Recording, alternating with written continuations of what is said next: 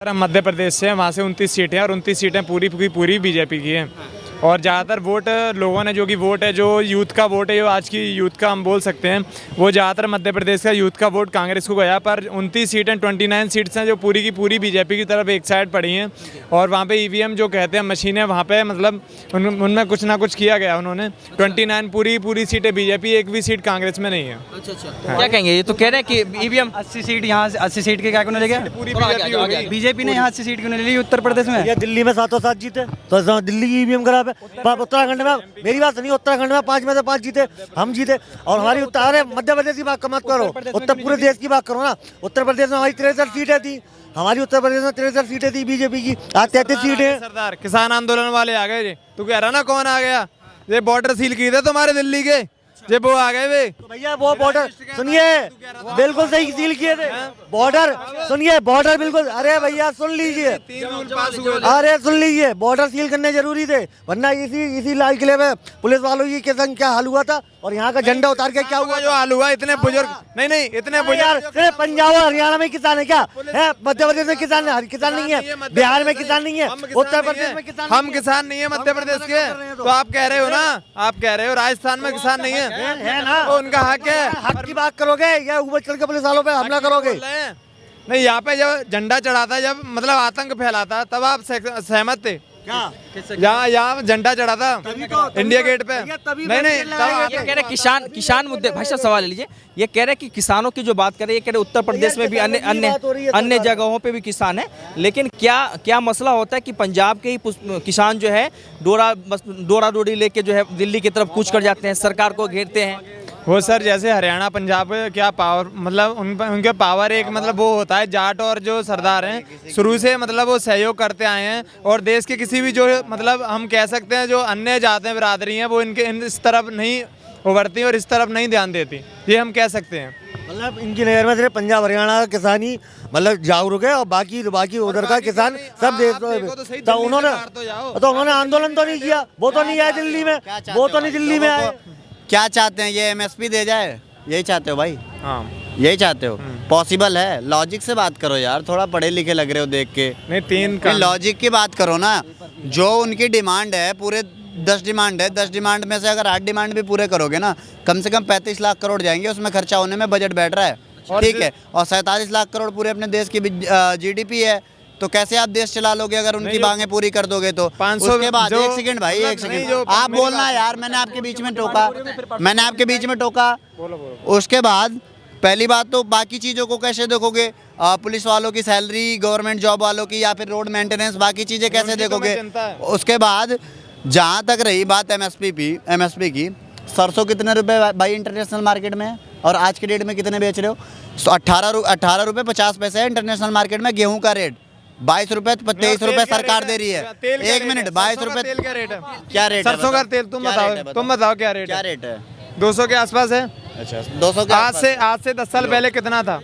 आज से 10 साल 150 रुपये। हाँ 150 मान लो, आप तो 120 मान लो, आपको तो 120 मान लो, आप तो 120 मान लो। हमारी दुकान है पेस्टिसाइड की, खाद बीज भंडार की, 40 ब्रांचेस हैं। अच्छा, आप ये बताओ, हमें खाद बीज में हमारा 6 करोड़ का उधार है, तो आज का लौटा नहीं रहा। किसान का कहना ये है कि सरकार हमें ना तो रेट दे रही है, ना उपलब्धि हो रही है, और ऊपर से पानी की मार हो रही है।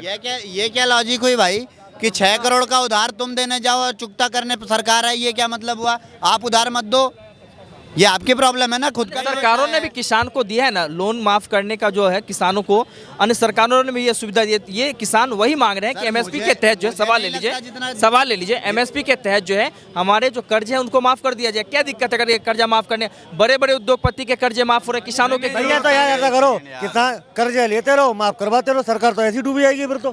सर ऐसे तो फिर यूथ कहाँ जाएगा? अभी तो आप यूथ तो वैसे बेरोजगार बैठा पड़ा है, कहाँ बैठा? नेता प्रतिपक्ष आरोप लगा रहे हैं। नेता तो आप कह रहे हो किसानों का कर्जा माफ कर दो, कल को घर वाले उठ के आ जाएंगे कि मेरे बिजली का बिल माफ कर दो, अगले दिन रिक्शे वाले आके आ जाएंगे कि हमारा भी जो कर्जा है, जो हमने ईएमआई भर रहे हैं, गाड़ी वाले भी आ जाएंगे कि हमारा भी ईएमआई माफ करो। बिजनेसमैन आ जाएंगे वहाँ से उठ के सड़क पे कि हमारे भी माफ़ कर दो। किस किस का माफ़ करोगे आप?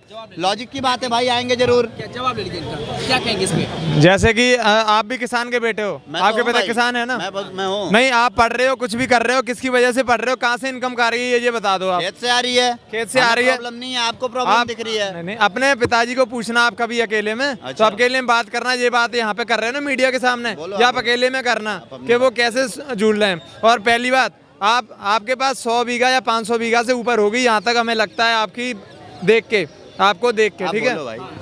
तो उसके बाद जो किसान आंदोलन हुआ था, एमएसपी या 3 रूल वापसी हुए थे, तो हम सरदार जो मतलब आगे बढ़े थे, जो कि मतलब आगे बढ़े थे, और जो विदेशी हैं वो मतलब जो बुजुर्ग हैं, बुजुर्ग भी वहाँ उनमें उसमें शहीद हुए थे, सब कुछ हुआ था।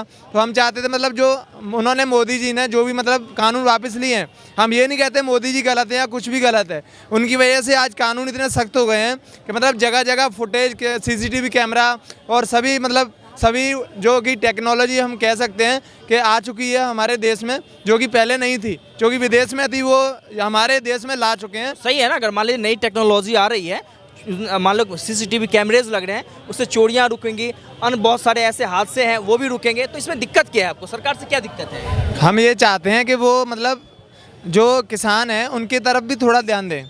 हम ये नहीं चाहते, मतलब हम ये नहीं कह रहे कि वो बुरे हैं या हम ये चाहते हैं जो किसान है उसके ऊपर भी कुछ कानून बनाए जाए।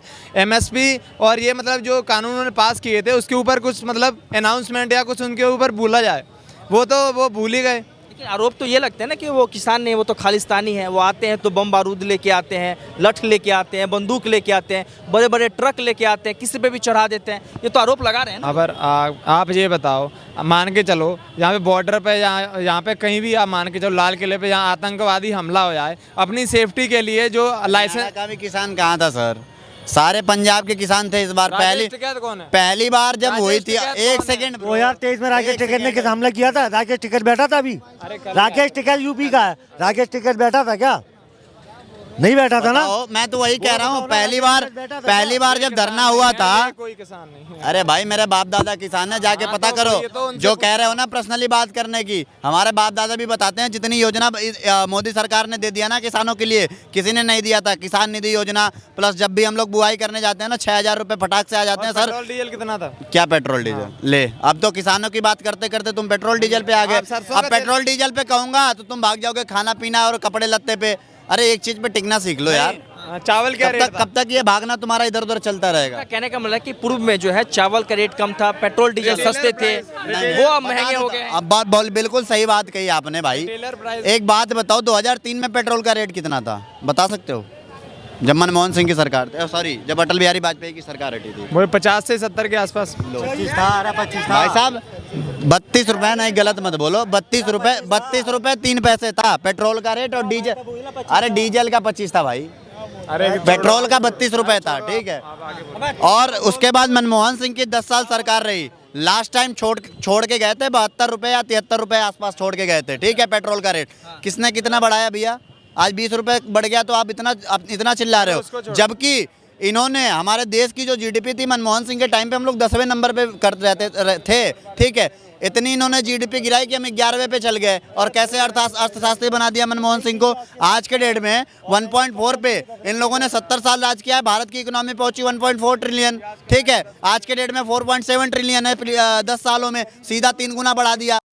ये जनता है और आप मुझे कैमरे पे देख रहे हैं, कैमरे के पीछे मेरे सहयोगी शिवम यादव हैं। बाकी आपको ये वीडियो कैसा लगा, अपनी प्रतिक्रिया हमें कमेंट बॉक्स में जरूर दें। वीडियो को फेसबुक पे देख रहे हैं तो पेज को फॉलो करें, यूट्यूब पे देख रहे हैं तो चैनल को सब्सक्राइब करें और बने रहें मेरे साथ। गूंजता भारत, दिल्ली।